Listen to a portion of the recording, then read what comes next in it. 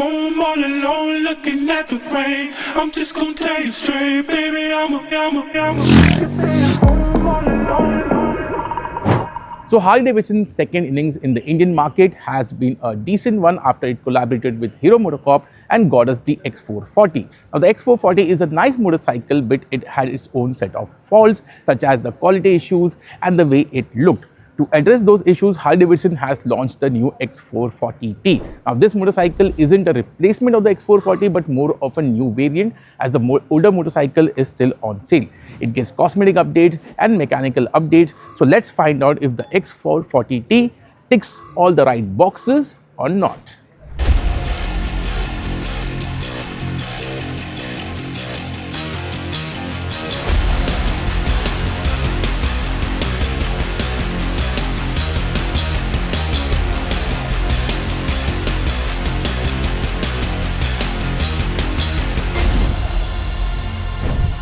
On to the mechanical end of things, the power and torque figures of this engine remains the same, but the big change is the addition of ride-by-wire, which introduces two riding modes, which is rain and road.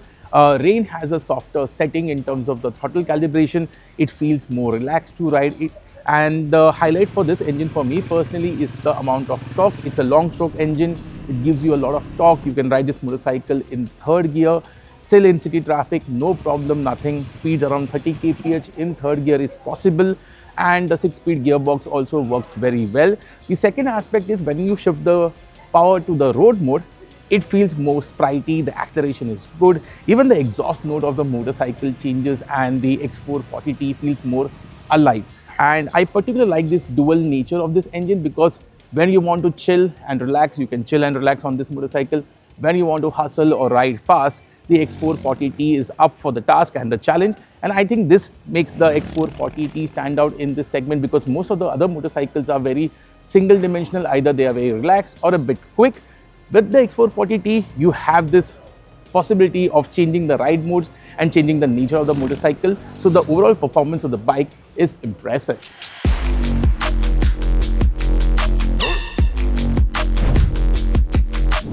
The biggest change though is on the cosmetic end of things. Harley designers and engineers focus on two areas: to improve the visual appeal and to make the quality levels better. The basic form of the bike is the same, but the fuel tank shape is different to make it flow better. It gets bar and mirrors, the center panel is all new, and the tail light has been integrated into the rear section. The above changes have made the new Harley bike look more premium and attractive.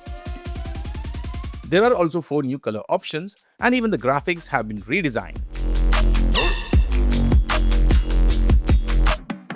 On to quality, and now this was a big pain point for me personally, as for the price point and the badge, the quality of the bike wasn't up to the mark.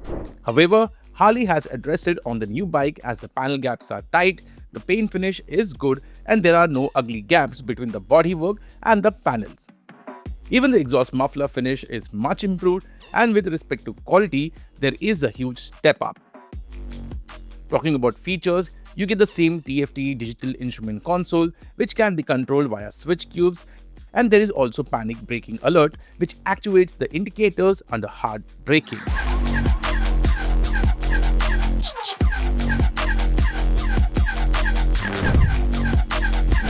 So let's do the ergonomics check of the new Harley-Davidson X440 T. First up, the seat height. The seat height of the motorcycle is 805 mm. I am 5 feet 10 tall. I am able to flat foot. I weigh around 100 kg.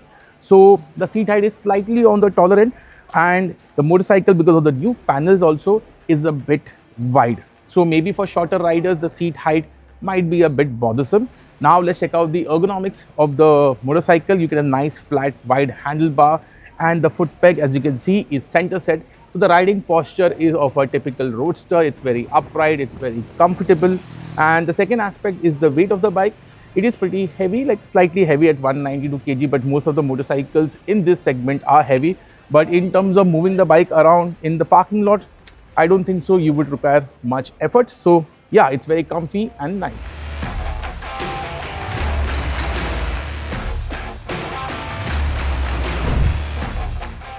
So talking about underpinnings, nothing has changed. It has the same chassis, same suspension and braking hardware as seen on the X440. Now let me talk with the handling dynamics. When I first rode the X440 at the CIT track, I was mighty impressed of its handling dynamics. It feels very agile, it feels very nice when you want to corner fast. And the same nature is there on the T version as well. We were riding through some narrow roads around Goa. It was feeling very nice and very comfortable going through the twisties.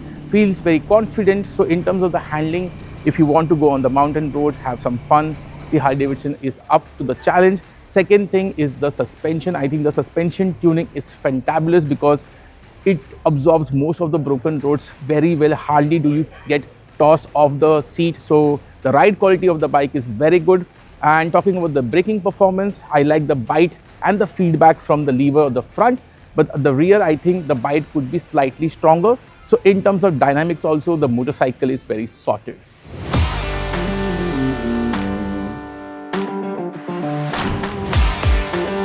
So it's time for a verdict, but let me be clear that this was more of a first ride of a experience because we rode this motorcycle for around 50 to 60 kilometers and not a thorough road test. That will happen soon on Acko Drive. Now the first thing is the pricing of the motorcycle. The pricing of this bike is around 2,80,000 for this version, which makes it around 25,000 more expensive than the other version of the X440. In terms of pricing, I think it is a bit expensive. Maybe Harley-Davidson could have been more competitive, especially as an introductory price point. Now coming back to the motorcycle, the first thing that they have really improved on this bike are the quality levels. The fit and finish of the bike is much better than the older motorcycle and it looks finally like a premium Harley-Davidson product which was missing on the X440. I think Harley-Davidson has done a good job. Even the tail section looks much more tighter and more compact and more premium. So in terms of the visuals and in terms of the quality, Harley-Davidson has done a good job with the T version. Talking about the engine, as I mentioned before, that engine is very, very likable. With the addition of ride-by-wire and the ride modes, it makes the motorcycle have a dual nature. Same thing with the introduction of traction control. Makes the motorcycle more safer. There's also dual channel ABS which is switchable, so it gives the rider a lot of choice to pick and choose what he wants to do with the motorcycle, and I think that's a good thing. Apart from that, the dynamics of the motorcycles were always sorted and the only issue for them was quality and the cosmetics. I think Harley-Davidson has done a good job with the 440T. Now whether or not it makes an impact in the market, because this segment is very, very crowded, but as a buyer, now you have a great option to pick from. So yeah, that is the 440T, but a proper verdict on this motorcycle will be done after a thorough road test. Thank you for watching and please make sure that you follow, like, share the Acko Drive YouTube channel and do engage with us in the comment section.